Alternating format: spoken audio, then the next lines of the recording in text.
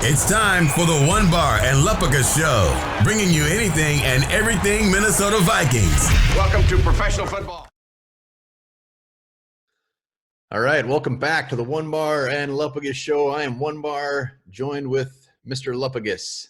Hello, how are you today? I'm doing good. We're breaking down the Vikings. We're giving it a full draft grade. We've had enough time to really soak it in and come up with a grade, and I can't wait. Yeah, how's your draft depression going? Are you feeling better? Or you? I think draft depression will really kick in after this. I mean, this is kind of one of the last things to do is to prematurely give a draft class a grade. So after this, it's all about the future. Yeah, but before we hop in those grades, be sure to subscribe to our channel and like our vids. Very important. Yes. Well, let's, we've already graded pretty much every pick and every day's selections, but we haven't given an overall draft grade. So we're going to go through each pick pretty quick, whip out some grades. We're going to talk about some reaches, some steals, and let's just get into it. Well, let's start. I got the first one, Justin Jefferson, our pick we got from the Bills and the Stephon Diggs trade. I'm giving this an A+, and the reason is we talked about it before the draft. We wanted the guy at 22 to be a guy we wouldn't have been able to get at 25, and I don't think Justin Jefferson would have fallen that far. Frankly, I was surprised he was there at 22. Fills a huge need, huge catch radius, good size, good speed. This guy's going to be just a dangerous weapon for our offense, I think, right out of the gate. So I'm loving everything I'm seeing and hearing from Justin Jefferson. To me, this is a slam dunk pick.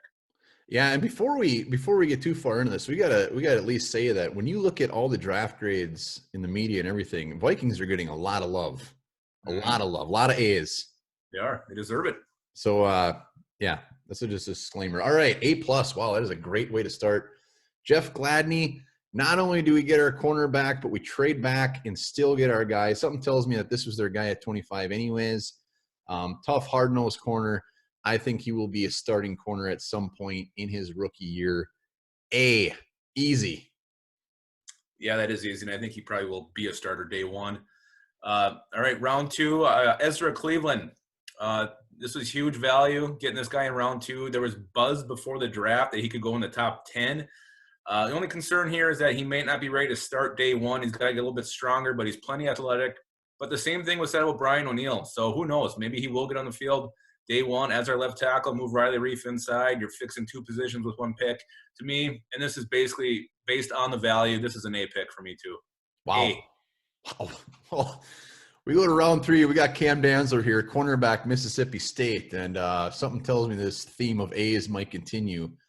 Thank God for his just pure shit 40 time at the combine because he's not a third round guy. He was drafted. I mean, it was pretty much the end of the third round. His stock just took quite the hit. He's very athletic. He's got swagger. Same thing with Gladney, which I didn't mention, is this guy he's got that confidence to him that and his shit don't stink, which I love. Dantzler's the same way. This secondary is going to be very confident. Love it. And I think we're going to have a whole attitude change in the secondary. So Dantzler, I think he's a round two guy. We got him in round three. Four A's right off the bat. That's a good start. Dantzler, I'd like to see him get a little more bulk to him. He's a little thin. Beef him up a little bit, but I like he did good against some of the best players in the nation. That's when he really shined. So thank God, like you said, for that slow 40 time. All right, round four, and I think let me interject here. I think the A's are going to end with this pick. It's just a prediction. Yeah, they are. DJ Wonnum, the defensive end. Early, this was like the 13th, 14th pick of round four. I had this guy pegged as more of a 6th, 7th rounder, but I get why they took him. And the more I read about it, the better I like it. But the thing that stands out with this guy, he's the same size build as Danielle Hunter. He's pretty explosive off the edge. He can close in a hurry. So I'm thinking the Vikings are looking at this guy thinking, hey, we can mold him the way we did Danielle Hunter. If he turns out being half as good as Hunter, then this is an A+ pick. But right now I'm giving it a B-. Wow. I thought this was a little bit early. He's kind of got the hybrid outside linebacker D-end role. So he hasn't really settled into a straight-up defensive end position, which is something he'll have to learn. But I think he's a backup. And actually, I like him better than Zettel and Yarbrough, but that's not saying a whole hell of a lot. Yeah, B- is about 4 grades higher than I thought you were going to give him. I luckily don't have to grade this pick. But yeah, hopefully this is one of the ones where you look back in like 2 years and like, wow, they knew what they were doing. This guy's pretty damn good. I don't like this pick. Yeah. All right, I do like the next one though. James Lynch, defensive tackle, Baylor, led the Bears with 19.5 tackles for a loss, 13.5 sacks, both ranked top 10 nationally. I mean, he kind of does it all. Caused 3 fumbles, blocked 2 kicks, and he's a ginger, just like me. So that bumps him up at least a full letter grade. Value is there. I give it a solid B. I think he's going to be a rotational guy right off the bat. Jaleel Johnson, all the defensive tackles, Armon Watts, they probably shouldn't like this pick because he's gonna bump up the depth chart day one.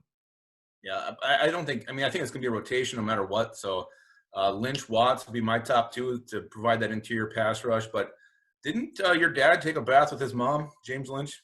No, that was somebody else. Close, very close. All right, our last fourth round pick, linebacker Troy Dye. A little bit of a surprise the Vikings took a linebacker this early, but to me, this is one of the biggest value picks of the entire draft. I had Troy Dye going, mid-third round.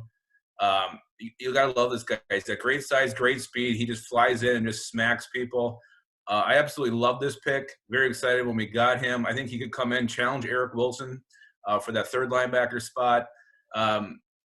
Again, the only question was they had to go linebacker here. I don't think so, but the value is huge. Just as an A for me, slam dunk, easy.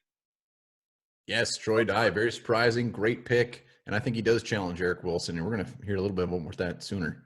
Ooh. All right, next guy, Harrison Hand. We go back to the secondary.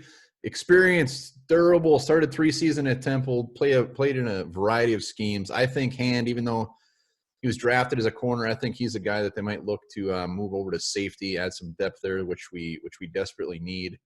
But I mean, when you look at him, I think he's at best the 4th corner, unless he does go to safety. But special teams all over this guy, I give it a C. Not too sexy. He'll add decent depth, and I think he's got a good chance to make the team. How many times when he was drafted did you hear the phrase Temple tough? He's Temple tough. A lot. Even when you look him up, it's nothing but Temple tough. If he played at Temple, he is tough. He's tough. Tough as they come. Tough owls. All right, next one. KJ Osborne, the wide receiver from Miami. When you looked up this guy after they drafted him, many had him ranked as an undrafted free agent, but we had to have this guy in round 5. So had to. Not a lot of value here. 5'11", 4.4 speed. Despite the speed, he does have trouble getting off man coverage. Sometimes he finds it hard to separate, but I do think that's not going to be his role at the Vikings. I don't expect him to play a lot of offensive snaps this year. I think he is your Minnesota Vikings kick returner and punt returner next year. So I do think there will be an impact from this guy. I do think he will have value as a rookie. I just don't think it's going to be on offense. So I'm giving this a C. Who's not going to like this pick is Mr. Chad Beebe, and Chad Beebe is all of his fans because that's one of the things he did add. It was a punt returning. So, with Osborne, I'll throw him a bone. The fact that Miami's passing offense absolutely blew balls this year. When you thought of a mid-round wide receiver from Miami, I think Jeff Thomas was the name that everybody knew. So yeah, this one threw me for a loop. Yeah. It was very shocking. I don't think there's a lot of value with it, but again, hey, you gave it a C. Can't be that bad. He'll be a returner. That's why I think he gets a C. All right. Next up, offensive tackle from Oregon State, Blake Brandel. Who? Blake Brandel. Oh. Exactly. 6'7", 307 pounds. He did start all 48 games during his career. It looks like this is a guy that they hope to move inside to guard. He definitely needs to beef up. When all is said and done, he is a good practice squad candidate. I don't really see much more on that as early in his career. I think there was some other offensive tackles that they probably could have took a flyer on when they grabbed him, but they had to have him, and it looks like it was mostly for guard. I give this a C-. Well, yeah, but all he's got is experience playing tackle. I think he started a shit ton of games playing tackle, so you're moving him into a new position. That's a risk here, and yeah, I wasn't very excited about the pick. I'm still not. Yeah, I mean, when you get into the later rounds, I mean, they're taking flyers, they're taking chances. So the fact that they're going to move him in the guard is a big thing for me. That's why I think practice squad is where he will land, and hopefully he can turn into a nice depth guy at guard. All right, next, this is the last pick around 6. I think it was the safety from Michigan, Josh. I always say his name wrong. Is it Metellus or Metellus? Your guess is as good as mine. I always say it the wrong way. Anyway, I'll go with Metellus. Hey, they needed safety depth, and this guy was taken pretty much where he wanted, where he's supposed to go. I did see some mocks and had him going around 5, so there's probably a little bit of value here. High energy guy, he can lay some big hits. He needs to work on his coverage skills, but he's going to be a backup. He's not going to need to see the field early unless someone gets hurt. So I think he's probably a special teamer. And as far as backup safeties go, Mike Zimmer doesn't put a lot of value on this position. So I'm giving this a B as a late round pick. I think it's fine. It's fine. Him and Harrison Hand, I think, will be safeties along with undrafted free agent Miles Dorn. Yeah. Miles Dorn. All right. Kenny Willekes, next pick. Defensive end, Michigan State. Now this guy went much later than people were expecting. He was linked as early as round 4. Surely nobody thought he was going to get out of round 5, and the Vikings land him in round 7. Michigan State defensive end, former walk-on. It's pretty cliche to say somebody has a high motor when it comes to NFL draft, but this dude has a high motor. 18 sacks in the last 2 years, extremely physical, ton of effort. He is going to be a rotational guy that I think as a 7th rounder, I fully expect him to make the Vikings. I fully expect him to be their next project along this defensive line that they can turn into something. I love this pick. This is an A+ round 7 pick. Yeah, and he's not a gifted athlete, but he's a hard worker, former walk-on, and he plays like it every single snap. Like he's always got something to prove. He's got that sweet-ass arm brace. He looks like he's half robot. I'm with you. I love this pick, and I think we'll be talking about it a little bit later here in this vid. Really? Spoiler alert. Mm-hmm. All right, I guess I'm up with Nate Stanley, the quarterback from Iowa. It's always fun when the Vikings take a quarterback, no matter who it is, and they took the 6'4", 235-pounder from Iowa. Big arm, doesn't always land his passes on target, and he's not mobile at all. So I don't know his future here, especially playing behind the Vikings offensive line. Obviously, it's going to be better than it has been. But if he played behind the Vikings O-line last year, he would have been absolutely destroyed.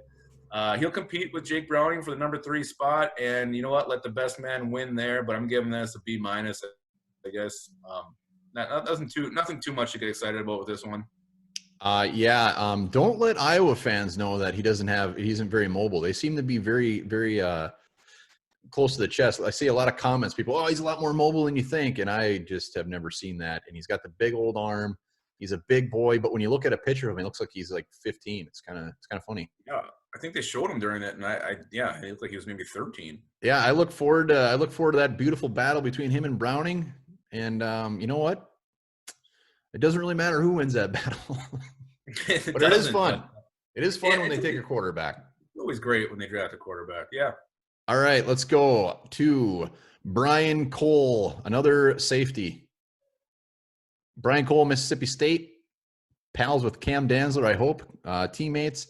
This is just screams developmental guy, special teams again. Everything you see on him, everything you read on him he is just a big hitter, big thumper, and that's about all he's got going for him, which makes him a perfect match for special teams. As far as pass coverage, extremely raw, extremely rough around the edges. Practice squad guy for sure. And maybe if he makes his mark out there, maybe they keep him on for special teams because we do need help at special teams. Yeah, I give it a C. He's a former wide receiver. I think he's only played safety for 1 year in college, so very raw. But for where he's taken, they needed safety depth, and it makes sense. And if he's not forced on the field, you got time to develop him, and who knows what you get. He's not nice to opposing offenders. He will lay a hit. I wouldn't be either. All right, last pick. The Vikings finally address one of their biggest needs, and they get a guard. But they take a guard from what is his school? Washburn, D2 school. Kyle Hinton. You watch film on this guy. He's big. He's thick. He can move. He dominates. He pretty much destroys the guys he's blocking. But that is D2 school. Guard after they cut Josh Klein, and Pat Elflein's been horrible. You got to think this is one of the top 4 needs the Vikings have. Obviously, a position is going to kind of fall through the cracks and not get addressed as early as you want it to. And this year it was the guard position. Unless they think they can move Riley Reef inside, I think this is just too little, too late.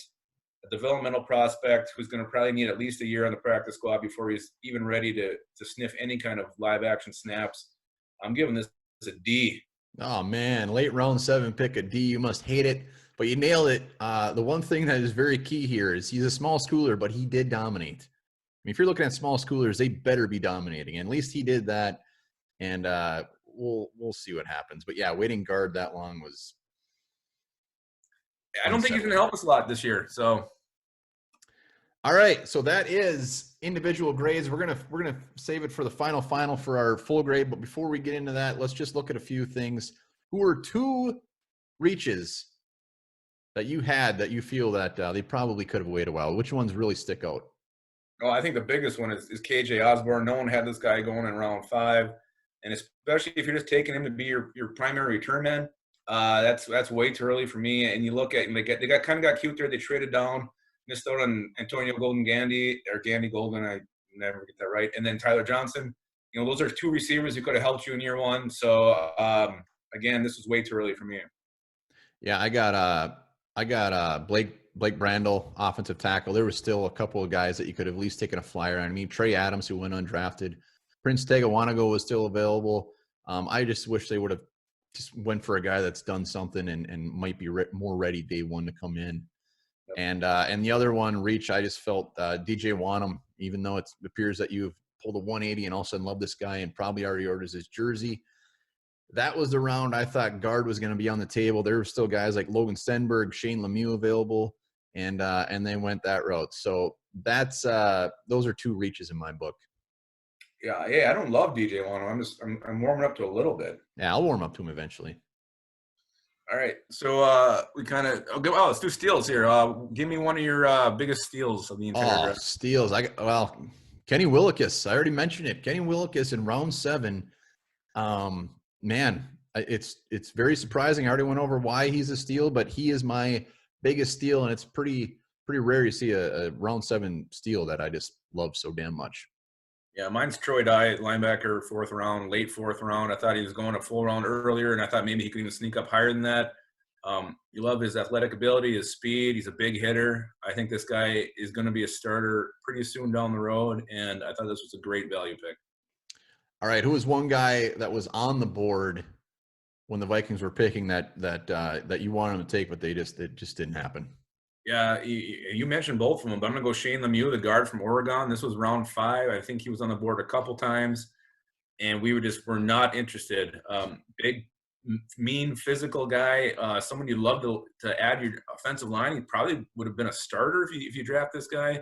Looking at what we have right now in the depth chart, he'd at least have to be a favorite to start. And that's something our line needs, is that big old nasty, just a mean guy out there snorting and barking and farting and pushing. And Shane Lemieux could have been that, but we did not want him. I bet Kenny Willekes is going to do that on the defensive side of the ball. Hell yeah, he is. Hell yeah. All right. Well, yeah, you stole my guards. I'm just going to go an easy route here. I'm just going to go Tyler Johnson. What do you end up going? Early round 5? Yeah. Round 5, and we had all those 4th round picks, and I was just really, really hoping, not just so much he was a gopher, but he just fits what the Vikings need at receiver depth, and didn't happen. Heart's broken. Yeah. All right, so predict how many day 1 starters the Vikings landed in the 2020 draft. Day 1, wow. Well, I think Justin Jefferson is going to be a starter, no doubt. He better be a starter. And I'm going Troy Dye, linebacker. I think he's going to give Eric Wilson a run for his money. I think Vikings fans are going to really love this guy, and adding him with Kendricks and Barr is going to make this linebacking core pretty damn good. Yeah, I got 3. Justin Jefferson, obviously, I think we'll get a starting role. Jeff Gladney, I believe, will start. And then I'm going to go James Lynch. Certain games, I think he might get the starting nod. I think he can work his way into that position in the preseason if there is one. You look at what he did last year, 13.5 sacks. I mean, this guy, he's not going to wow you with what he can do athletically, but he just fights, and he I think he could definitely have an impact as an interior pass rusher. He just gets it. He just knows he's got some moves and he's got some swerve to him, and he can get to the quarterback. So I think he's got a great shot to take that 3 technique position for the Vikings. Yeah, and one sleeper pick as far as day one starters is Cam Dantzler. I mean, it's going to see where – I mean, Jeff Gladney probably has a leg up on him, and obviously we got Hughes and Holton Hill, but I think Cam Dantzler is going to – he's going to be raising a lot of eyebrows on all those teams that passed on him. Well, you got to factor in too. I mean, what's Mike Hughes? He broke his neck. Holton Hill could get. I mean, there's a chance one of those two aren't even available. So that would definitely push these guys into a starting role. All right. Speaking of down the road, 3 years from now, who is going to be the best player out of this draft? Yeah, I didn't go very sneaky here. I just went with Justin Jefferson. What this guy can do. Huge catch radius. He's already a good route runner. He works with Adam Thielen for a couple of years. That's going to go to the next level. He's fast. He's big. He's got everything he needs to succeed in the NFL. And it seems from what I'm hearing from him, his attitude is great. I think he's going to work hard. He already told Zim he's going to get a Super Bowl. So I think he's going to come out and prove that. So Justin Jefferson, I think, is going to be a star. Yep, Justin Jefferson, done. You already nailed it. Justin Jefferson will. Man, if there's ever a receiver not to be a bust in round one, it's Justin Jefferson. So all my chips are in. Wow. They're there. All right. What is the pick you are the most happy with? What I'm most happy with? Mm-hmm. Or the one that made me shit my pants? No, I am most happy with. Pick I'm most happy with is man, I sound like a broken record, but it's actually, I'm gonna throw a curveball. I'm going Ezra Cleveland, round 2. The value is just ginormous. Never would have thought he would be there, and yeah, he just never crossed my mind that he'd still be there in round 2. Yeah, I'm going Justin Jefferson. You know, we wanted that pick 22. Already said it, to be someone we didn't think was going to be there. He was there. We took him. It was the right choice, and I think he's going to be special. All right, how about now? The one pick that made you shit your pants. Either your pants in a good way or made you shit your pants that you were so upset. It doesn't matter. I went the good way. I went with the happy dump. You know, when round 7 was kicking off, I got to be honest, morale was a little bit down watching it with my kids. They were passing a lot of guys we wanted. They already passed on Antoine Winfield Jr. earlier in the draft. They passed on Tyler Johnson. We're making picks I was not familiar with, and all of a sudden it happened. We took Kenny Willekes. Morale went up. Everybody cheered. And you already talked about it, but I think this guy's going to have an impact. He's just one of those hard workers, blue-collar types. He's going to grind. He's going to fight. He's going to give it his all every single snap. I love Kenny Willekes, and I think he's going to be one hell of a Viking. Yeah, I'm going shit my pants in a good way too, and it's Troy Dye. I would have never thought that he would still be there. What 4th-round pick was he? Was he the second 4th-round pick? He was the last one, I believe. Yeah, he was. The value is huge. As much as I thought linebacker might be on the Vikings' radar, I was thinking more like one of those round 5 picks. So not even to go linebacker in round 4, but get one of the best ones in the draft at that pick, and a guy who's going to come in and start. Shit him. Yeah, very excited. That was, you know, they say best player available. I think that was the pick that screamed he was the best player available, and they took him. All right, what position do you feel much better about heading into the 2020 season? That's easy. Cornerback. We addressed it multiple times. We addressed it with early round picks. I think we got 2 guys that are going to be able to possibly start in the next couple of years. I mean, one's going to be right away, but we'll see. But cornerback, feel much better about. Yeah, I feel much better about defensive end. Heading in this draft, I was quite worried with, you know, if Hunter or Denebo were to get hurt. Now you got not just 2 veterans behind them, but you also have 2 young guys with some upside, hungry with something to prove. So I feel much better about the defensive end position than I did just 5 days ago. Yeah, and final, the one position we neglected, which we're both going to agree on, but you can just have it. Oh, it's guard. I mean, it's shocking unless they think they can bump right inside. I just don't see why you wait this long and take a Division II guard at the end of the draft as your only guard that you're taking. This is a huge hole in the Vikings, and they just waited and refused to address it until the end. Well, maybe Josh Klein is on a bus right now headed back to Minnesota to sign that contract. Yeah, and there's a couple other guys that Schofield's out there. Who DJ Fluker just got released. I mean, there's some names floating around. They could bring in a veteran. We'll see. All right. That is the entire draft class. let's give this bad boy a full-blown grade. How do you grade the 2020 Vikings NFL draft? Yeah, I've thought long and hard about this, and I'm going with an A-. And the only reason it's getting a minus is because of the guard issue, but you strengthen the cornerback position, you strengthen the defensive end, you strengthen the defensive line, you bring in a potential starting linebacker, starting wide receiver. It's they hit so many areas. They got picks for next year. You got to factor that in. So yeah, A-.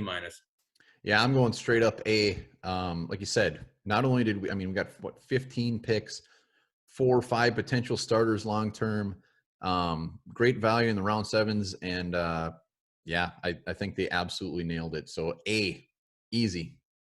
Yeah, it'll be exciting to see how these guys do and how many do end up being starters. You gotta love when the Vikings bring in this many rookies. It makes watching preseason that much more exciting, and the regular season, watching how these guys progress. I think we've got some impact players here. Yeah, and before we wrap this up, our next ones, we're going to take a quick look at the rest of the NFC North, see how they did, see if we should be scared, but something tells me we shouldn't. No, especially with that team that finished in first. Until then, here's a little fact for you guys to think about. Fire does not have a shadow.